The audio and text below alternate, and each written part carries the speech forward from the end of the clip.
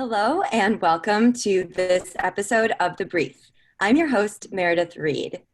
I'm here today with Daisy Soderberg-Rivkin, a policy fellow in the Technology and Innovation Program at the R Street Institute, a nonprofit, nonpartisan public policy research organization based in Washington, D.C. Daisy's work focuses on online safety, encryption, and content moderation, drawing on knowledge and experience from her former career working as a content moderator at Google. Daisy has a master's degree from the Fletcher School of Law and Diplomacy at Tufts University. Welcome, Daisy. Hi, thank you for having me. Thank you so much for being here. So, as you know, at Spectrum, so much of the work we do and the products that we create relate to content moderation and how we can use AI solutions to make content moderators' lives easier. So our audience has varying levels of knowledge about content moderation. So can you just start by telling us, what is content moderation all about? Sure. So content moderation is something that came about as tech companies were starting up, and any kind of platform that has user-generated content. So that would include platforms such as Facebook, such as Google, Twitter, any kind of social media really is going to have a lot of content moderation, and also even just regular websites. And content moderation is the act of kind of creating policies, usually company-wide policies, and following laws that would minimize what we would call harmful content. And harmful content can mean a myriad of things. But, things that we can think of is terrorism, child sexual abuse material, hate speech, defamation. And of course, the content moderation and decisions will vary based on what country the company is operating in, so which laws they need to comply with, as well as what policies they've developed internally to deal with this type of content. So what does a day in the life of being a content moderator at somewhere like Google look like? Yeah, it's I would love to say that it looks the same way every day, but every day is different. But essentially what it looks like is the people who do content moderation have a variety of backgrounds. Some are lawyers, some have worked in public policy. I personally, when I was working there, had a bachelor's degree in political science. So I was kind of very aware of a lot of international issues and international law. And also I was fluent in French, and went to a French school, so I did a lot of the French market work. But usually how it would go is you would sit down in front of your computer, check your email just like any other person, look for anything that was marked urgent, right? So, and urgent messages could be anything from requests from government officials to police to, something from an executive at the company saying, this could cause some major PR problems. We need to deal with this. And then from there, you go into what we call a queue. So the cases flow in to the system and can be filtered out depending on the subject or depending on the language or depending on, the issue at stake. So it could be copyright, defamation, terrorism, child safety, et cetera, et cetera. So everything can be kind of cross-referenced as well. And depending on what you work on, what your particular expertise is, that's how you're going to be filtered out. And everything is kind of also labeled based on how old it is, where the source, who it's coming from, in those kinds of things. And you kind of go through them one by one as best you can. Now, along with that, in the back of your head, you have productivity goals. So as a content moderator, metrics is everything. And metrics is a lot in tech companies, generally speaking, but specifically for a content moderator, especially, it's very important. What that means is that you have a certain amount of cases that you need to complete every single day and every single quarter and every single month, there are time frames in which, you have to complete a certain amount of cases, and, you get rewarded if you do more, if you go above and beyond. And of course, you are spoken to if you are not meeting your productivity goals. But what that means also is that a case such as looking at a pile of dead bodies in a theater in France counts the same as a case of defamation where someone calls another person an idiot. So, and of course, our brains don't process those two types of cases the same way, as you can imagine. So that's something that you have to keep in the back of your head as well as you're going through these cases. But of course, sometimes you can't just force yourself to quickly go through a case that has such an emotional toll, but also has emotional impact depending on which decision you make, right? I've gotten messages before from, the mothers of victims of shootings, for instance, or, people asking you, why can't you just take all of this down right now? Those are very difficult things to deal with, not just as a content moderator, but as a human being. And so it makes it incredibly difficult. And as I mentioned before, that's really the core of what makes things change day to day. Wow, that sounds like an incredibly difficult day to day at work. And it also sounds really challenging when your productivity goals are based on number of cases versus how serious they are. So has there been a push by content moderators to change the system of how you define productivity? Because I would think with certain cases, if they're not given the attention that they deserve, there could be very real and actually very real world danger, potential repercussions from that. Yeah, there definitely has been a push. I think that internally, I personally have definitely made pushes before to management to kind of switch that over and kind of push the idea that, we're still human beings, we're not just numbers, right? And as such, we have very human responses to a lot of these cases. And as such, they can't be treated the same, right? Just by nature, also,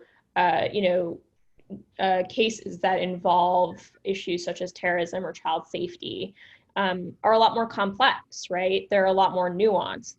They require a lot more discussion. And also, as you said, they have very serious consequences if not dealt with correctly. So, by nature, you need to take more time to analyze those types of cases. So there definitely has been push, and I left Google in 2017. So I'm sure that there has continued to be push to kind of change that. But I think the biggest push that we've seen as of late has been external. It's been because of work like the work of Casey Newton, who wrote the piece on Facebook content moderators and the conditions they were working in. And work from Sarah Roberts wrote a book about content moderation. There's been a lot more studies that are being made, a lot more attention to this issue, and very specifically, they talk about how a lot of these smaller issues are things that need to be changed as well. And I try myself to kind of bring it up as much as possible to kind of shed light on the importance of something that's seemingly kind of small, but really in the grand scheme of things can have a large impact. So have you seen progress in the way that technology and AI, for example, can help with making the jobs of content moderators a little bit, I don't want to say easier because it's certainly not an easy job, but just helping you prioritize the types of things that you're spending your time on? Yeah, 100%. I think AI has a very large role to play in content moderation. I think that I don't think that AI will ever completely replace human beings. I always think that human beings will always have to play some part in the content moderation process. But I think that AI is so essential in kind of removing a lot of the load that a lot of these moderators are taking on. And I also think that a lot of the work revolving around AI is also evolving and changing to better understand the complexity of the content in question, right? So, there are plenty of companies who claim to be working on AI, but kind of fail to look at certain contextual differences, for instance, or that put very I call them kind of black and white labels on things, whereas things are a lot more complex than that, as we know. And the only way you're going to understand that is by consulting with people who have done the work and understand that, what the differences are. And that just doesn't just mean content moderators. That could also mean, the engineers who train AI, for instance. They have to look at the content as well. So they have an understanding of this. And so I think that, slowly but surely we're moving to a point where AI can take on a lot of the load that content moderators are taking on. Now, from the side of content moderators and their conditions and how they're working, I still think that there's a lot of work to be done. And I think it's not just a question of changing conditions for content moderators and contractors in particular. It's about looking at the overall system, and there are a lot of challenges in the overall system, and kind of reprioritizing, your company organization, right? Kind of looking at rethinking how we deal with crises. And COVID-19 is a perfect example of that, right? Of, content moderators are so alienated from the rest of the company, right? So they just get the orders that trickle down. And, it takes too many steps for them to talk to the public policy people, to talk to the other, the engineering teams and all of that, so that they can understand why we're making these decisions. And, one thing that I've always said is that I really think that, they should organize content moderation teams and just teams that deal with kind of crises such as, terrorism, or we're talking about pandemics and things like that, by issue type, right? So you have public health crisis team that consists of moderators, public policy fellows, engineers, and public health experts who can monitor the situation, who know who to talk to. They can make algorithmic changes. They can then give concrete guidance to content moderators to do the work, because without that concrete guidance, that's how all these ad hoc decisions and mistakes are made. That sounds like a powerfully effective way to go about addressing some of these issues. I mean, part of the internet is that everything changes so quickly, and there is no one size fits all moderation system. Exactly. You have to be quick to adapt, and also know when you need to bring in experts and people that are uniquely positioned to deal with certain types of content. So I think that's a really incredible suggestion. So going off of that, with the internet, there have been a lot of questions about who regulates this, where does government come into all of this? And I know that now some of the work that you're doing at R Street is related to all of this. So can you start by telling us a little bit more about what R Street is and the type of work that you do there? Yeah. So R Street is essentially a libertarian think tank. We work on a number of different issues, but mainly, I focus on technology. So we have a technology and innovation team, and then we have a national security and cybersecurity team. Often, as you can imagine, they overlap. So I kind of wear a bunch of different hats. I work on some encryption work. I work on child safety is my kind of main area of expertise with content moderation.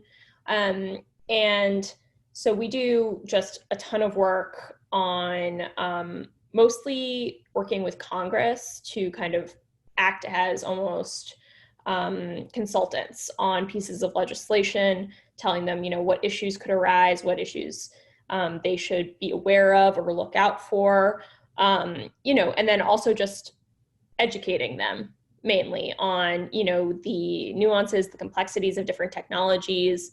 And as, someone who has industry experience, telling them, kind of acting as a bridge also between the private sector and the public sector, and being like, look at it from their perspective, look at it from their perspective, and not just playing one role as the, I'm going to defend only tech companies, I'm going to defend only the government. Is trying to wear all the hats, act as a bridge, making sure that people are hearing each other.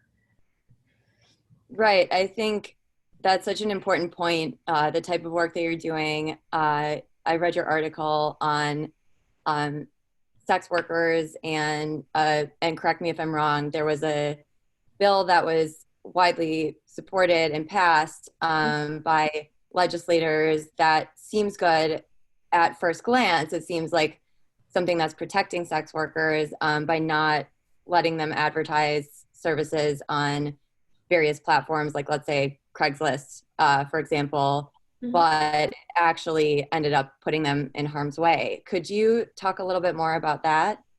Sure. So the bills in question were FOSTA-SESTA. Those bills were originally implemented because of the kind of uptick in child trafficking specifically. And then that kind of just broadened into, trafficking and sex work, non-consensual sex work is what we're talking about. Sex trafficking is a real problem, and we need to get rid of it. And that was the main goal, right? Without kind of thinking of, different variants of that, right? So not all sex work is non-consensual. That's something that is the main idea that wasn't really thought of or considered when drafting this piece of legislation. As a result, when it was implemented, a lot of companies, just out of fear that they would be sued into oblivion and be buried in legal fees, Craigslist, for instance, just removed anything related to sex work. A lot of these message boards that existed that were completely just taken away, taken offline. And the problem with that is that in practice, what that also did is that when you look at those pages, it's not just, they're like prostitution, it is completely okay. If you're against prostitution, that's fine. But the fact of the matter is you have to acknowledge that a lot of these pages also have become, and the internet in general has become, a safe haven for a lot of these workers. And in order to avoid a lot of the dangers of consensual sex work, such as STDs, or people who might be dangerous or violent, or might try to kind of, or people who are pimps or are going to try to sell you or try to kidnap you. Those types of dangers are pieces of information that are vital to a consensual sex worker in kind of, living their life, being safe, and, making a living. They too are just trying to make a living here. And this is just so happens what they do. So regardless of what your kind of moral outlook is on the issue, right? We are trying to protect the users and protect these people from actually becoming subject to a lot of the things they're trying to avoid with this bill in the first place, right? So that's something that often gets left out of legislation. That's kind of the bigger lesson here, is that when drafting legislation on technology, a lot of the time you have to ask yourself, who is this going to protect? Who is this, freedom from sex trafficking, but for who, right? Because another thing is that we see is, for example, with FOSTA-SESTA, is that it actually ended up hurting a lot of minority groups, and disproportionately hurting minority groups. And that happens a lot, is that, we forget about the people that this would that are already marginalized, and this would further marginalize them. That's not usually the thought of the legislators. They think really on the surface of these tech issues, where it's like, but we're trying to protect the children, without thinking about how this is actually going to play out in practice. Right. So just to explain that a little bit further for our listeners, it's my understanding that the reason that being able to post on the internet made it safer for consensual sex workers to do their work is because they were able to connect on these internet forums and share information. For example, if there was someone out there who was dangerous, who was abusive to sex workers, they were able to kind of flag those people online. It was like so many internet communities. It was a community of people in the same industry looking out for each other and sharing information that was valuable to other people working in their industry. Is that correct? That is correct. And it was also kind of an empowering mechanism, because it allowed them to work for themselves as opposed to working for a pimp, for instance, right? They could screen their own clients, they could make their own connections without having to rely on a third party who might or might not lead them into a very dangerous life. Right. And that's such an important point. So thank you for elaborating on that a little bit more. So what are the platforms like Craigslist, let's say, but any platform, what is their level of liability for the things that users say and do on their platforms? And I know there's no clear answer to this yet, and that's part of what you do for a job. I'm wondering how you determine where your right to moderate ends and where free speech begins. Right. Whenever you ask a question like this, you are going to be hearing Section 230 quite a bit. So Section 230 of the Communications Decency Act is a law that was passed in order to shield companies from liability for user-generated content. And what that means essentially is that if I post something defamatory on Facebook, the person who I'm insulting will say, they did this on your platform, and so I'm going to sue you, Facebook. And Facebook will say, well, according to Section 230, you can't do that. You can't sue us. You have to sue the person who actually said this. So that is how that would work on the kind of simplest of levels. What that also means, though, is that there is the law also calls for good faith actions, which essentially means that even though that you are shielded from that liability, you still need to make an honest effort to minimize harmful content on your platform.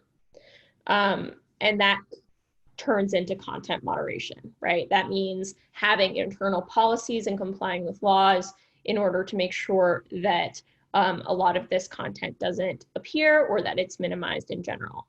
Now, of course, that gets very complicated because every company has very different policies. And, you could say, and we're not just operating on First Amendment principles, right? Because if we were, then, there are a lot of things that are protected by the First Amendment that people don't realize are protected by the First Amendment. Nazi propaganda would be protected by the First Amendment. White supremacist content would be protected by the First Amendment. There's a lot of things that are protected by the First Amendment that are not protected by tech companies, so that they create their kind of own policies to minimize. So that's kind of where the free speech angle of this comes in, right? So when companies will say we are protecting free speech, I think a better way to put it is that we are protecting our concept of free speech. And their concept of free speech is usually developed through user feedback, through pressure from the government. It's a myriad of different things occurs that will change their policies over time. It'll change their policies day to day, even sometimes. They'll change based on what kind of crisis is hitting, like COVID-19, or like any kind of terrorist attack, those kinds of things. And so, as you mentioned, the reason why I basically have a job is because this is such an ongoing discussion on what it means. What is free speech? What should be and should not be allowed on these platforms, and who should decide? That's another huge question. Right. I think another really difficult gray area is, I don't know if you remember, this was several years ago. There was a police officer, I believe, that was saying really disgusting, disturbing things about people and kind of his fantasies of murder. And do you know what I'm talking about? And it got flagged at some point, and then it was this really big case of can you actually press criminal charges against someone's essentially fantasies, even if you have a solid amount of information indicating that they had every intention of acting them out, but they didn't. But they didn't. Yeah. That's such a tough gray area. And and those decisions, just to give you an idea for content moderators, that's the kind of decision they were expected to make in sometimes 15 minutes. It's something that, now there are certain cases that would be deemed, public relation risks, right? And those would be kind of escalated higher up, and you would kind of talk to an executive or someone, or the executive's assistant, whoever was available. And you would kind of talk it out, and they would say, this is high risk for us. We really need to deal with this now. But then there are a lot of other cases, just like the one you mentioned, where, I would be sitting in front of my computer and I would be like, I have to make this decision right now. And you can discuss it with your coworkers, you can discuss it with your manager, but ultimately the decision has to be made. And it's, moderators are wearing a million different hats, right? They are being expected to specialize and consider everything. I was 23 when I started content moderation, and while I had a BA and I was an educated person, I was by no means an expert in terrorism or an expert in child safety or anything like that, but was expected to make all these different decisions within a day. Oh my gosh. I would think another really difficult thing would be determining if and when you should get law enforcement involved. Yeah. Especially when you only have 15 minutes. Yeah. So I want to talk to you a little bit about child safety, because that's something that we really care a lot about at Spectrum, and trying to deal with the intersection of children and technology. So you were initially hired to work at R Street on their child safety portfolio. Can you talk a little bit more about the type of work that you're doing with that? Yeah. So I think that, especially recently, I think that it's come out a lot more. It's been highlighted a lot more that children are not safe online. I mean, there was a huge New York Times article that came out which said, child sexual exploitation is everywhere on the internet. How did we let it get this bad? What's happening? Who's to blame? Because that's a very common thing to do, is playing this blame game as to who's endangering children. And the easy answer for a lot of people, especially in Congress, but a lot of the public as well, is that tech companies are just not doing enough. And I think that to a certain extent, that's true. I think that there is a lot that can be done, and there's a lot of progress to be made within tech companies to kind of prioritize this work and to make sure that they are putting the right resources in the right places. But I think another thing to consider is that the child safety ecosystem is a lot bigger than people know or consider, right? So it's not just tech companies that deal with child safety issues, right? It's also the National Center for Missing and Exploited Children, which is essentially the national clearinghouse for any online content that relates to child exploitation. But they also deal with missing children's cases, or the management of any cases related to child exploitation, domestic abuse towards children. So By law, technology companies have to report any content that they see on their platforms to this clearinghouse.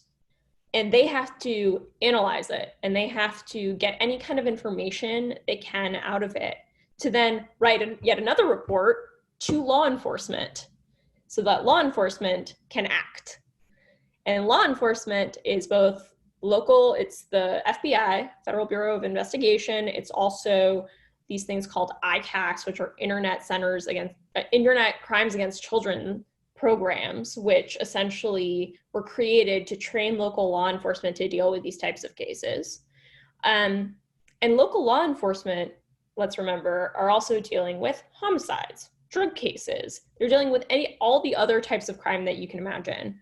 So given the sheer volume, which is huge, this is all very overwhelming, as you can imagine, for all parties involved. And there are a lot of congressional funding issues related to this. The NCMEC, the National Center for Missing and Exploited Children, as well as a lot of these law enforcement agencies, are severely underfunded, and they can't afford to get the resources, the personnel, the training that they need to actually deal with this. Another thing is that tech companies very often are asked to develop more AI, to kind of refine their AI to deal with child sexual abuse material. And yet there are a lot of legal barriers. I think a lot of people would be surprised to know that there are legal barriers for tech companies to actually perform this work efficiently.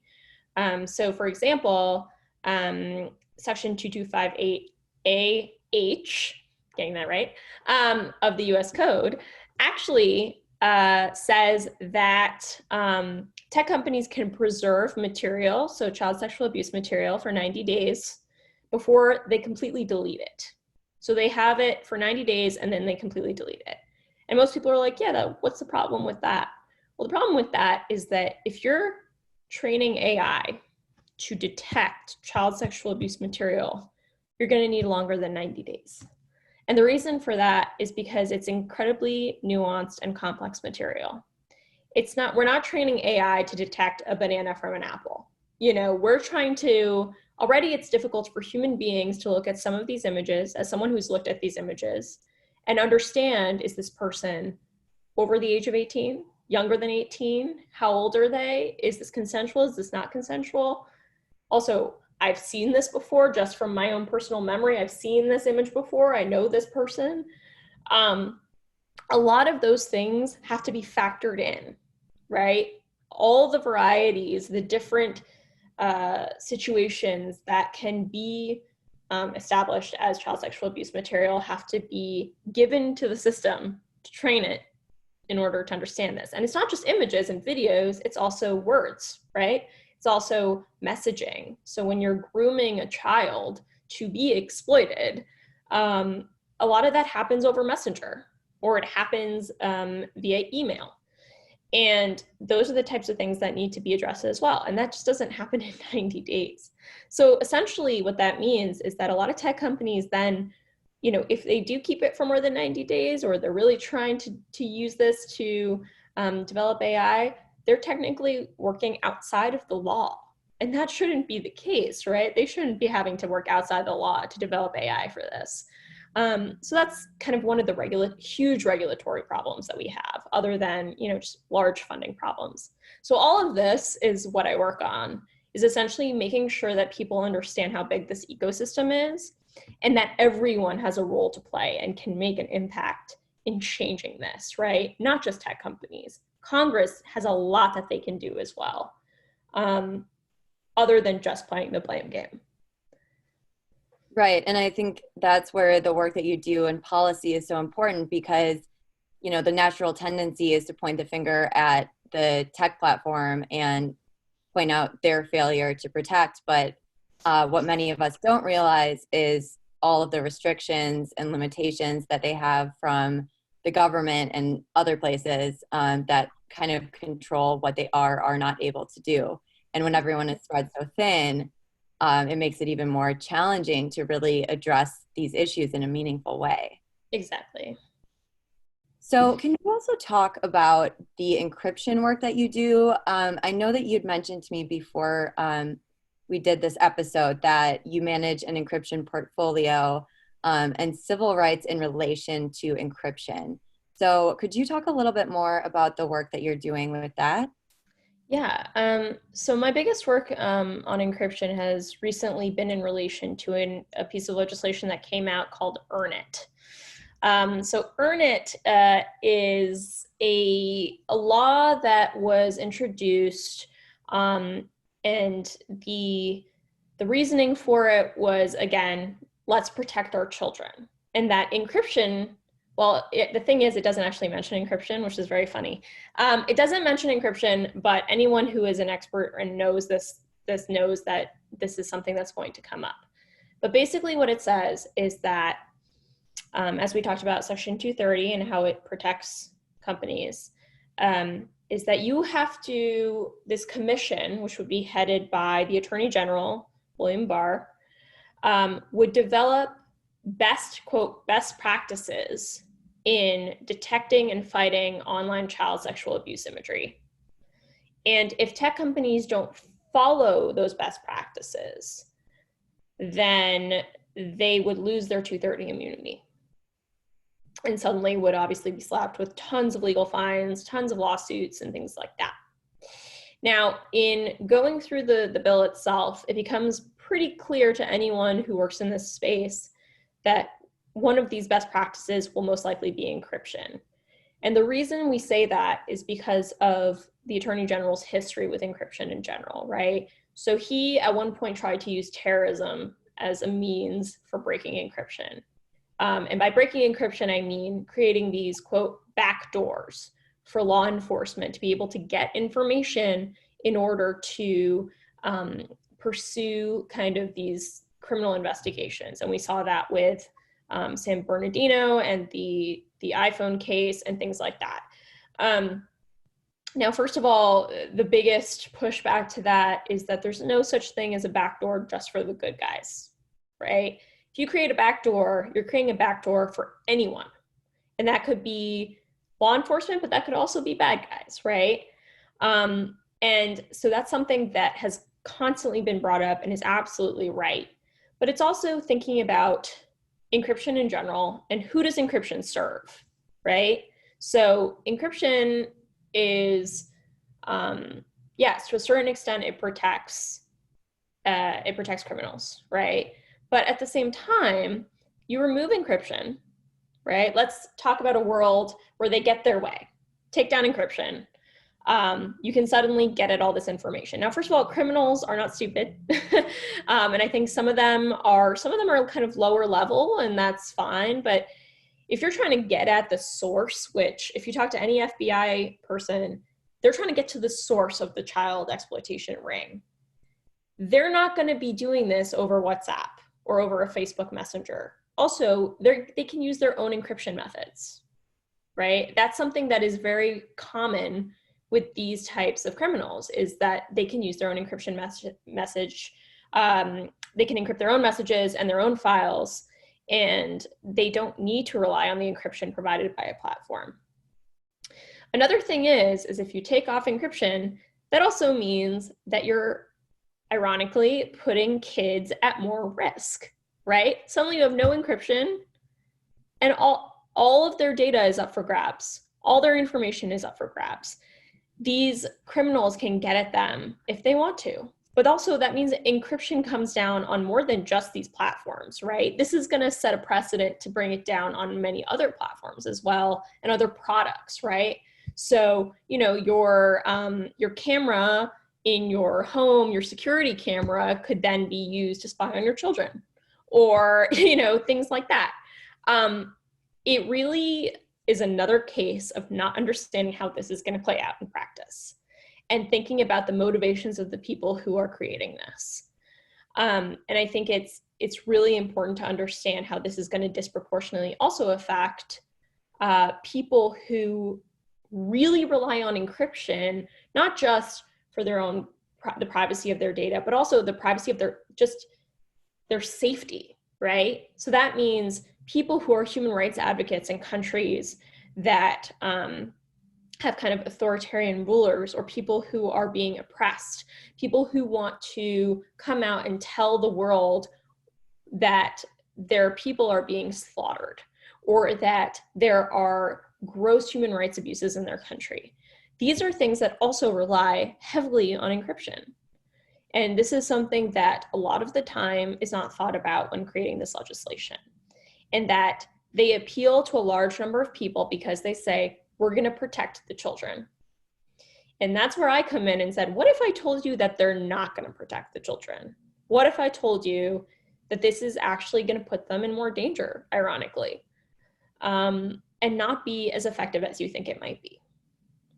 So that has like been the huge work on encryption that I've been working on, is that, it's an absolute insult to use children as a mechanism to get at this, and to think that people don't realize that is a little bit is kind of underestimating the intelligence of a lot of us. And so that's been my main focus recently. Wow, these are incredibly vast issues, and I feel like I could talk to you about this all day. I have so many questions. I have so much. Ooh, sorry.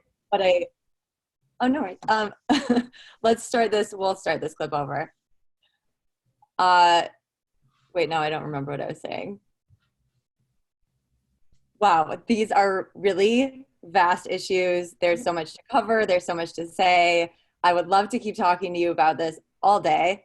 But because we have to wrap this up somewhere, and because this episode in particular covered a lot of really heavy content, and our world is already heavy enough right now, let's try to glass half full this a little bit, and talk about the future. You obviously know a ton about these issues, and also effective strategies to make some of these issues better. So I want to ask you if you could give 3 things we could do as a society to do a better job of advocating for healthier and more effective content moderation methods, what would they be? Sure. I think number 1 would be transparency. Make sure that, and this is not just for tech companies, it's also for Congress.